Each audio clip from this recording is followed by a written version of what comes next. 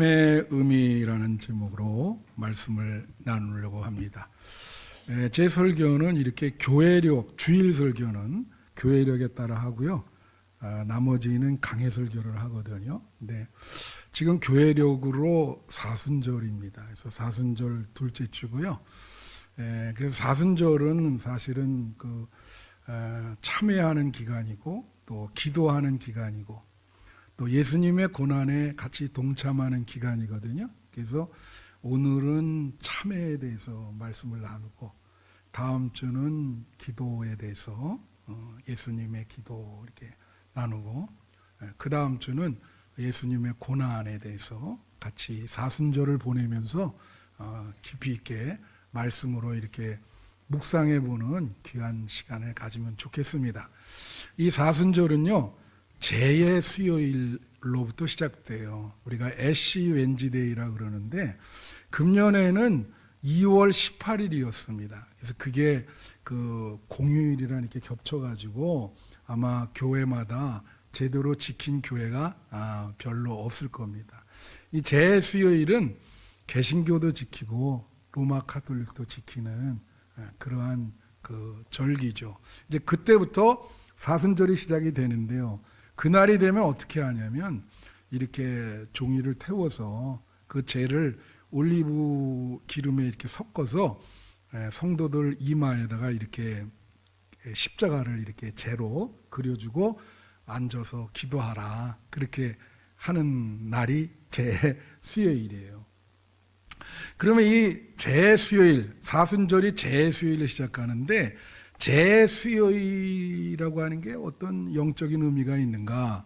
세 가지 의미가 있습니다. 첫째는 뭐냐면 구약 성경에 보면 회개하는 사람들이 다 죄를 뒤집어 쓰고 있어요. 그래서 가슴을 치면서 회개하고 참회하라, 참회하면서 보내라. 그래서 그게 재 수요일이고, 그 다음에 두 번째는 뭐냐면 인간의 인생이 유한하다는 거예요. 이게 우리가 성경에 보면은 먼지, 흙, 재로 만들었다 그러거든요. 그러니까 너희가 이 지상에서 그렇게 긴 인생이 아니니까 이 유한한 인생을 깨닫고 겸손하라. 그런 뜻이 있어요. 그래서 여러분 제가 말씀드렸잖아요. 요즘은 매장을 별로 안 하는데 매장할 때 목사가 장례하면서 관을 밑으로 내리면서 어떻게 해야 되냐면 흙은 흙으로 흙을 던지면서 먼지는 먼지로 재는 재로 그렇게 선언하게 돼 있어요. 인간의 생이 이렇게 먼지와 흙으로 돌아간다는 것을 깨닫고 너의 삶이 얼마 안 남았다. 유한하다. 그러니까 하나님을 잘 믿어라. 시간이 얼마 없으니까. 그게 재 수요일입니다. 그 재 수요일은 또 어떤 뜻이 있냐면 이게 불로 태우잖아요. 그러니까 너의 지금까지의 잘못된 생각과 잘못된 행위를 불로 태워버리고 새로운 마음으로 새롭게 살기 시작하라는 거죠. 새롭게 거듭나라. 새로운 태도로 지금부터 인생을 살라. 그것이 재 수요일의 그 의미입니다. 여러분, 우리가 이 마틴 루터로부터 이렇게 나왔는데요. 이 루터가 종교개혁을 할 때 95개조 논제를 비텐베르크 성당, 대학성당 앞문에다가 이렇게 써서 붙였거든요. 그래서 제가 말씀드렸잖아요. 그 1조가 뭐냐면은 1조가 중요한데 1조는 인간은 매 순간 회개해야 되고 전 생애가 참회의 인생이 되어야 된다. 그거예요. 여러분의 전 생애가 하나님 앞에 참회하는 인생이 돼야 된다. 믿으십니까? 그게 루터의 1조의 선언이에요. 나머지는 그거를 설명하는 거에 지나지 않아요. 그러니까 우리는 그 정신을 지금 갖고 있는 겁니다. 그래서 여러분 회개 많이 하셔야 돼요. 우리 왜 그러냐면은 이 카톨릭은요, 신자가 죄를 지면 신부에게 가서 반드시 고해해야 돼요. 내가 늘 말씀드리지만 고해를 안 하면 신부가 그렇게 얘기합니다. 여러분 만약 고해를 안 하면 여러분 스스로 미사에 참석하지 마세요. 그래요. 우리 같으면 예배에 참석하지 말라는 거죠. 근데 우리는 그런 거 없습니다. 여러분들이 죄를 져도 예배에 와서 예배드리고 기도할 수 있어요. 단 조건은 우리는 신앙의 자유, 신앙의 책임, 아까 우리 장로님 기도하셨는데 그걸 여러분 성숙하게 여러분을 믿기 때문에 여러분이 죄를 질 때 여러분이 개인적으로 예수님께 골방에서 회개하라는 거예요. 그냥 맡기는 거예요. 그게 차이가 있어요. 그런데 맡기잖아요. 맡기으면은 성숙하게 회개하셔야지. 근데 맡기는데 안 한단 말이야. 거기에 문제가 있는 거예요. 이게 회개해야 되는데 죄를 짓고 안 해. 그러니까 알 수가 없잖아요. 우리가 무슨 죄를 졌는지도 모르고 회개하는지도 모르고 그냥 몸만 왔다 갔다 하시니까 알 수가 없지. 그래서 이 사순절이라는 게 있는 거예요. 이 기간에 철저히 지난 날을 생각하면서 예수님과 독대하면서 회개하고 참여하라. 자, 오늘 본문은요, 그 시편의 종류가 있거든요. 뭐 탄식시, 찬양시, 뭐 이런 시가 있는데 오늘 시편 51편은 대표적인 참회시입니다.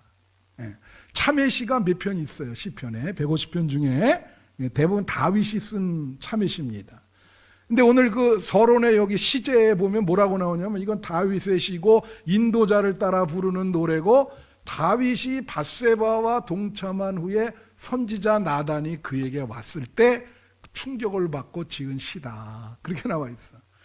성경을 잘 아시는 분은 여러분 잘 아실 거예요. 다윗이 왕이 돼서 그 권력이 아주 가장 클 때, 그 자기 신하의 부인을 이렇게 쉽게 말하면은 겁탈을 하죠.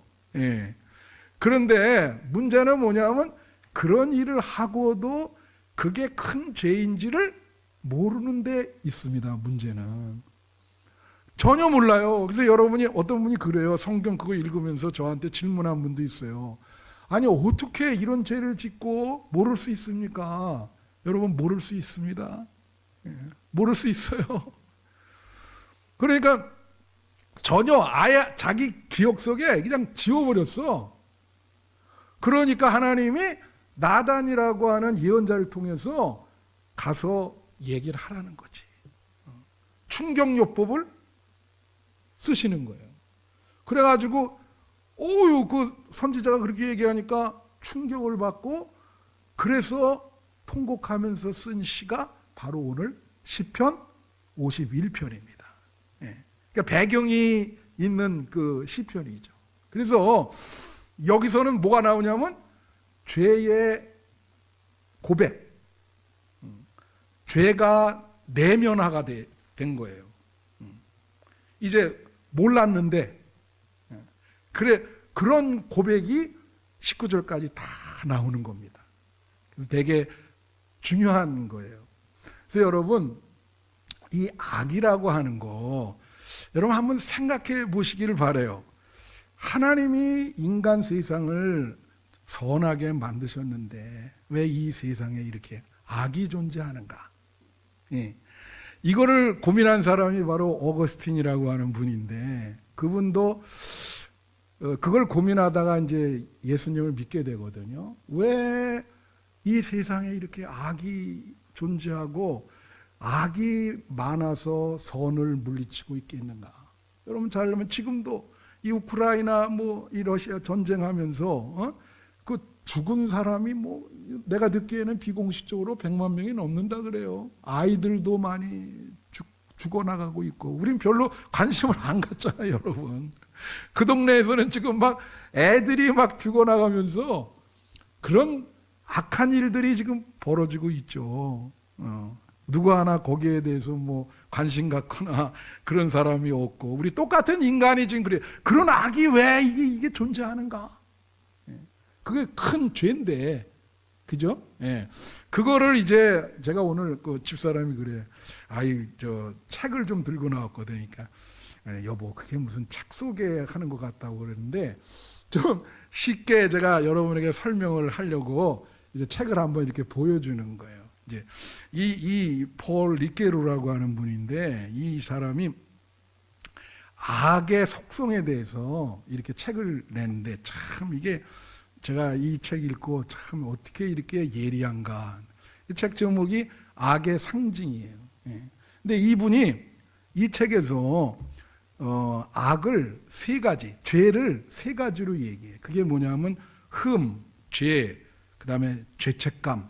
여기는 허물이라 그랬는데 이게 이제 읽어보니까 죄책감에 가까운 거예요. 그게. 예? 그럼 한번 설명을 해볼게요. 처음에 여러분 아시죠? 흠은 오점, 때, 혹은 더러운 거, 부정 타는 거. 원시시대에는 부정 탄다 그랬어. 자, 이것이 뭐가 이렇게 약간 여기가 약간 흠이 있단 말이야. 그럼 이건 흠이 있다 그래요, 사람들이. 흠이 있다. 예. 그래서 여러분 구약성경 레위기에 보면은 정결법이 있거든요. 그게 다 부정 타고 흠이 있는 거를 깨끗게 하는 거예요. 근데 중요한 거는 이거는 뭐냐면 죄가 인간 바깥에 있는 거예요. 아직 그러니까 눈에 보이고 물리적인 것인데 인간 밖에 있기 때문에 이 흠에 대해서 정신적으로 죄가 아직 내면화되고 정신화되지 않은 상태입니다. 오늘날 우리 사회에 죄 짓는 사람이 이 5점 수준에 머무는 사람들이 많아요. 그냥 그 과거에 그냥 5점에 불과하다.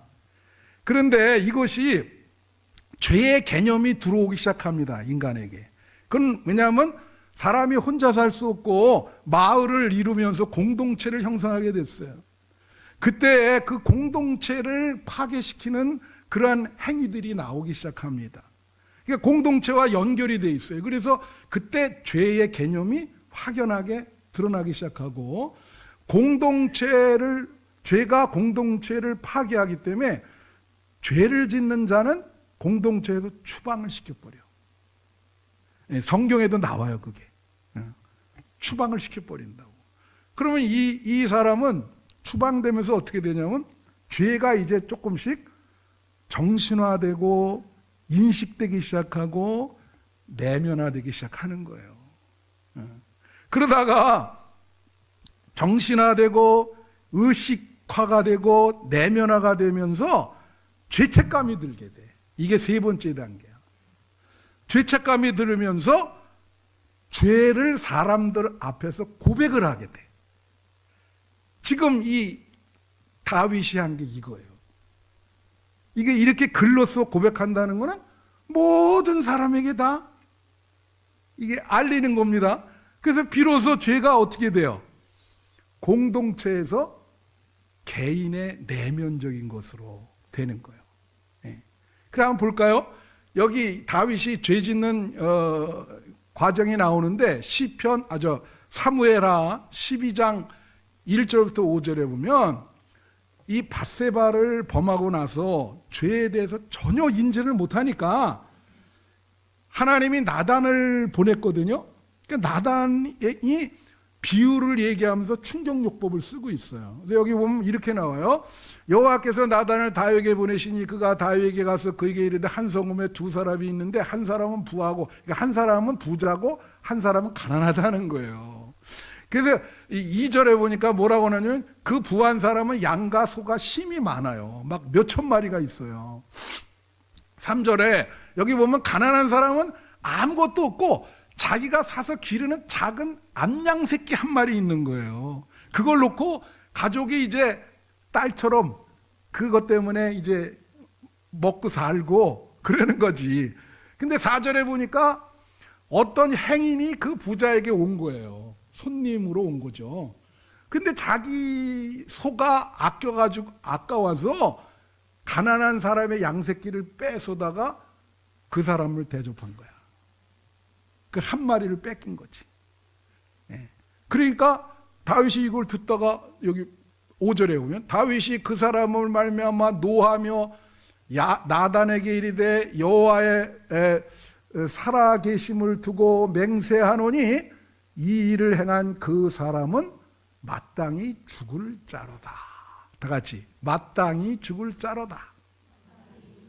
예, 그러니까 다윗이 그걸 듣다가 나단이 듣다가 그게 바로 당신이요 그러거든. 근데 이게 무슨 말? 여기 지금 그러잖아요. 다윗은 왕이라 후궁이 많잖아요. 몇백 명이야. 근데 그 신하 우리아의 아내는 딱 하나죠. 돕는 배필. 근데 그걸 이제 상징하는 거예요. 그렇게 후궁이 많은데 행인이 들어왔다는 것은 욕망이 들어왔다는 거예요. 그 욕망이 들어왔는데 자기 부하 부인을 뺏어다가 어떻게 그렇게 할 수 있느냐. 그리고 나서도 그 죄를 인식하지를 못해. 그 큰 문제죠. 그러니까 아직 요 단계에서는 나단을 만나기 전까지는 다윗이 그 죄가 바깥에 있는 거예요. 대상화되어 있어요. 자기 안에 인식돼서 들어와야 되는데 바깥에 있다니까. 그래서 자꾸 남의 죄만 들어오는 거예요. 자기 안으로 들어오질 않기 때문에 죄가 대상화돼 버렸어요. 무슨 말인지 알아요? 자기 바깥에 있다고. 자기가 지은 죄인데 자기 안에 들어와서 내면화되고 정신적으로 의식돼 가지고 죄책감을 느끼고 죄를 고백해야 되는데 그게 안 되는 거죠. 그러니까 나단이 충격요법을 쓰면서 뭐 그러잖아요. 그 사람 죽여야 된다. 그러니까 그게 당신이다 말이야. 왜 모를 수 있는가? 이건 5점 수준이야. 흠 수준이야. 무슨 말인지 알아요? 오늘날 여러분 우리 나라의 신문을 한번 보세요. 저는 매일 신문을 봅니다. 여러 개 신문을 다 봐요. 거기 보면 절반 정도가 죄를 다루고 있어요.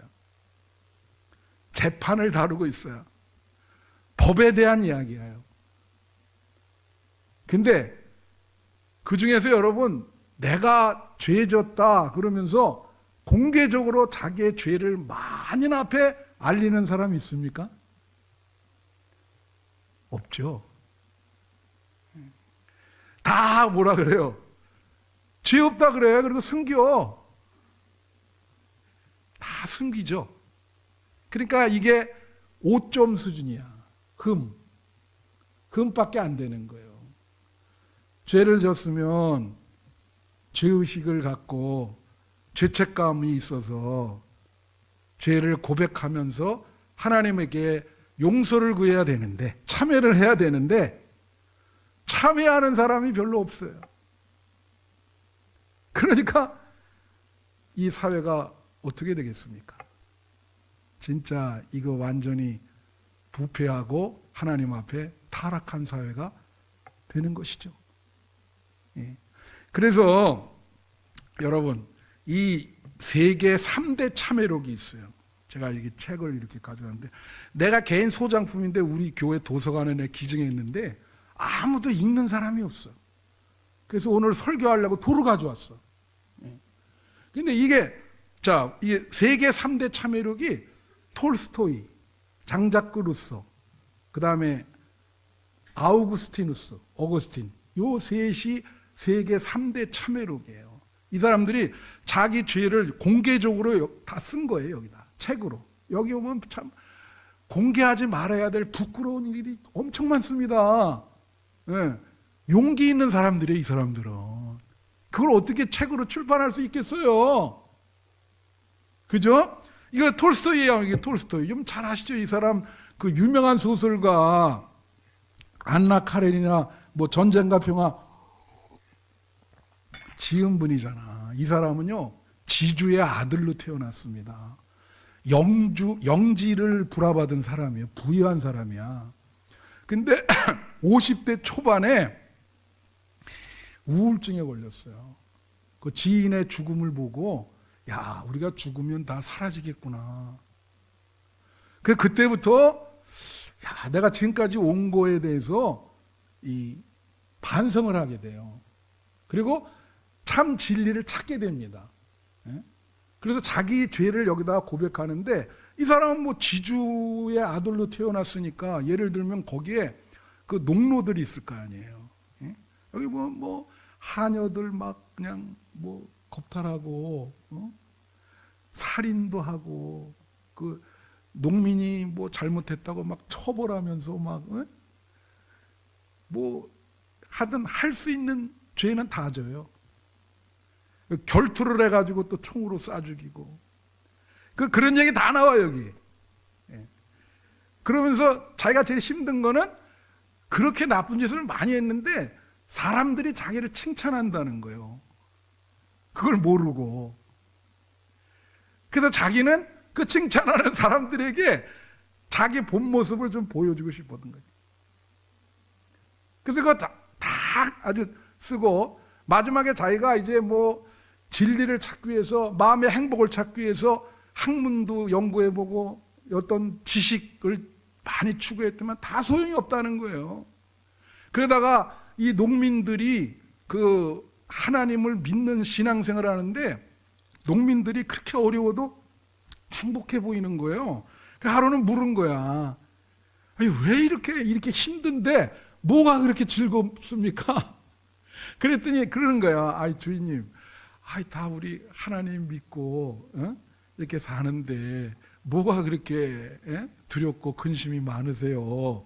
그 생활 속에서 하나님을 믿는 신앙 속에 그 행복해하는 모습을 보게 된 거예요. 거기서 깨달음이 왔어요. 해결책을 거기서 찾은 거예요. 농민들의 그 행복한 신앙생활 모습을 보고. 그래서 그 결론을 이렇게 맺습니다.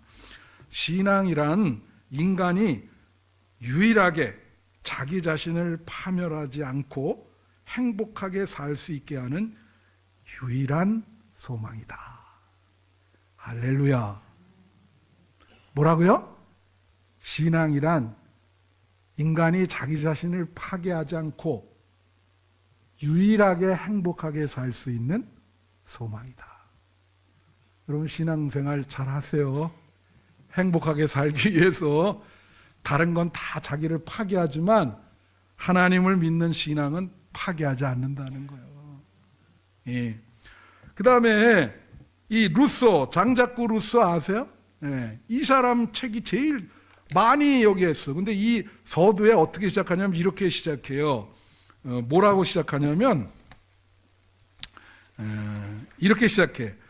사람 하나를 발가벗겨서 세상 사람들 앞에 전시하려고 한다. 근데 그 사람이 바로 나다. 그렇게 서두가 시작됩니다. 근데 이 사람은 참 독특해요.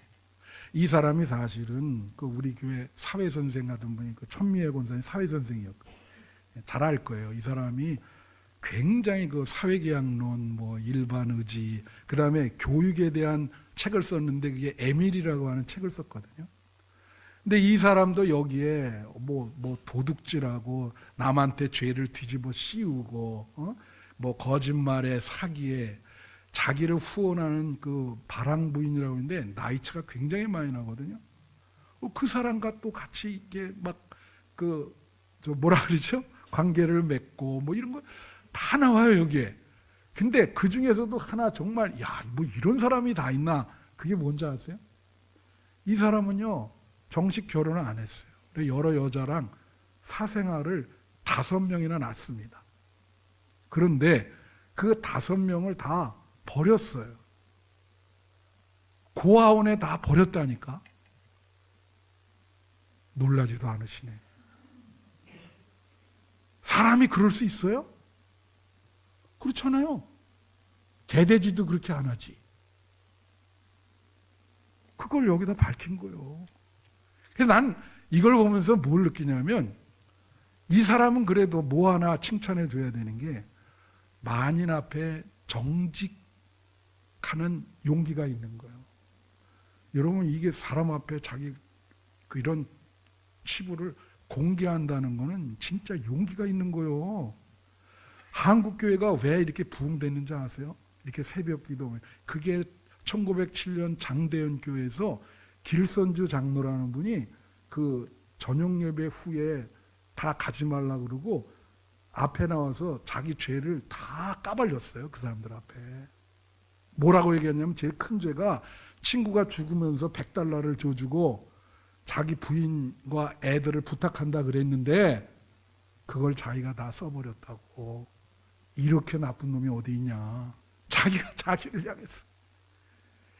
그 소리를 듣고 그냥 다 나와가지고 다 한 사람씩 하느라고. 그게 새벽까지 갔다는 거 아니에요. 그때부터 한국교회가 이렇게 막 통성기도하고 이렇게 뜨거운 것이 지금까지 이어지는 거예요. 만인 앞에 다 이렇게 하나님이 다 하신다고 그러면서. 그 용기가 있어야 됩니다. 그게. 누구든지 죄를 숨기려고 그러지 그걸 딱 만인 앞에 공개하는 사람이 어디가 있어. 대단한 사람인 거지 이 사람은. 자기 것까지. 네? 마지막 세 번째가 이 어거스틴이라는 사람이에요. 이 사람이 이거는 카톨릭과 개신교에서 공통으로 중요하게 생각하는 사람이야. 우리의 그 정말 아브라함처럼 믿음의 조상과도 같은 사람이에요. 근데 이 사람이 여기서 이제 46세에 썼거든요, 이거는. 그게 어떤 얘기냐면 그런 얘기요. 16살에, 뭐 그 전에도 뭐 아주 생활이 그랬어요. 16살. 16살이면 중3이라 그러네. 16살이지, 정민이. 중3. 16살에 18살짜리 여자랑 동거를 해서 거기서 애를 낳아요. 놀라지 않지. 중3짜리가. 우리 사회에서도 아직도 그렇게 하면, 야, 저놈 저거 참 어떻게 되려고 저러나. 그러지 않겠어요? 그래 15년을 그렇게 산다고. 근데 그 어머니가 기도하는 사람이야. 맨날 집에 가서 울면서 기도하는 거예요. 우리 아들 좀 살려달라고. 우리 아들 좀 살려달라고. 그때 목사님이 암브로시우스라는 분인데 계속 가죠. 목사님, 우리 아들 부탁합니다. 매일 와서 그렇게 하니까 그분이, 어머니가 그렇게 울면서 기도하는데 돌아오지 않겠어요? 하나님이 그 통곡의 기도를 들어주실 겁니다. 그게 30대 초반이 됐어. 여러분, 쾌락도 말이죠. 그냥 그렇게 너무 쾌락만 쫓다 보면 지루해져요, 사람이. 하다 이제는. 어느 날 이제는 지친 거예요. 그래서 이렇게 혼자말로 방에서 이렇게 얘기하는 거야. 하나님, 언제까지 내일 또 내일입니까? 왜 지금은 안 됩니까? 어째서 지금 이 시간에 나의 타락을 끝장내지 않으십니까? 지금 끝장내게 해주세요. 얼마나 괴로우면 이렇게 얘기할까? 예? 지금 왜 지금은 안 됩니까? 근데 바깥에서 애들이 막 찬송을 불러요. 그 찬송 내용이 성경을 읽으십시오라는 찬송이에요. 그래, 그 찬송을 듣고 옆에 이렇게 보니까 성경책이 하나 있는 거예요. 그 방에. 어머니가 갖다 놓은 건지. 그래서 그걸 딱 펼쳤는데 그게 로마서 13장 13절이거든요. 그거 딱 보고 성령이 임하셔가지고 완전히 깨닫게 돼서 다시 새 사람으로 거듭나게 됩니다. 할렐루야. 그리고 그는 참회를 하고 아주 몇 년 동안 참회하면서 나중에 이제 목사가 되거든요. 근데 옛날에는 교구가 있었어요. 자기가 죄를 많이 졌기 때문에 놀라운 얘기는 그 교구 안에 자기 교구, 자기가 거하는 데에는 여자들을 절대 들어오지 못하게 했습니다. 그 이후에는 거의 만나지도 않았어요. 그래서 신부들이 결혼을 안 하는 거예요. 그 정도로 과감하게 끊어버리고 참회를 한 거죠. 여러분, 참회와 회개의 차이점이 뭔지 아세요? 참회는 시제가 과거에 있어요. 과거의 잘못을 참회하는 거예요. 회개는 그 과거보다도 미래를 향해서 방향을 돌이키는 거예요. 이제 미래에 새로운 삶을 살려고 하는 결단이 회개인 거예요. 참회와 회개. 그래서 말씀 마칩니다. 로마서 5장 20절 보면 이런 말이 있어요. 무릇 나는 내 죄가를 율법이 들어온 것은 범죄를 더하게 하려 함이라. 그러나 죄가 더한 곳에 은혜가 더욱 넘쳤나니.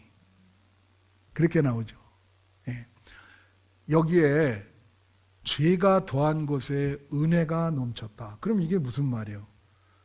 죄를 은혜 받기 위해서 죄를 많이 지라는 겁니까? 아닙니다. 여러분, 이 말은 죄책감, 어떤 죄를 졌을 때 죄를 내면화시켜서 죄의식을 갖고 가슴을 치면서 회개할 때 은혜가 임한다는 거예요. 다윗처럼 나 죄를 모르겠다. 그렇게 하면 하나님의 용서와 은혜가 오지 않습니다. 여러분이 진실로 참회할 때, 과거를 참회할 때 하나님의 용서의 은혜와 성령이 임하는 거예요. 믿으십니까? 사순절에 참회하시길 바라요. 다윗이 오늘 본문에서 그러잖아요. 3절에 3절 한번 비춰주고 마칠게요. 시편 51편 3절.